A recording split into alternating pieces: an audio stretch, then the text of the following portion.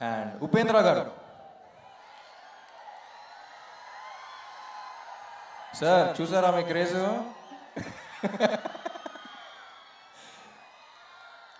So మీరు కన్నడ అనుకుంటారు బాగా, మేము కూడా మా వాడే అనుకుంటాం, అది ఇందాక కూడా చెప్పాను. బట్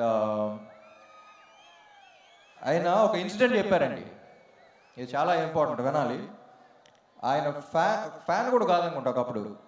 ఒక మనిషి 20-25 years బ్యాక్ ఆల్మోస్ట్ సూసైడ్ చేసుకుందాం అన్న టైంలో ఎందుకో వాళ్ళ ఫ్రెండ్స్ ఫోర్స్ వల్ల ఆయన సినిమాకి తీసుకెళ్లారంట ఆయన ఫ్యాన్స్. ఆ సినిమా చూసిన తర్వాత మైండ్ సెట్ మార్చుకుని లైఫ్లో ఉన్న ప్రాబ్లమ్స్ అన్ని ఫైట్ చేసి ఒక 20 years తర్వాత కలిసినప్పుడు అతను ఒక కంపెనీ పెట్టి 250 మందికి జాబ్స్ ఇచ్చాడు. You know that change, that is what cinema does to you. Sir, you've given him the biggest gift, the gift of hope. లైఫ్లో హోప్ అనేది లేకపోతే ఏమన్నా పోగొట్టుకుంటే లైఫ్లో, కానీ హోప్ అనేది పోగొట్టుకుంటే అయిపోయినట్టే అంతా. So I think you've given the biggest gift, sir. All due respect. It was an honor working with you.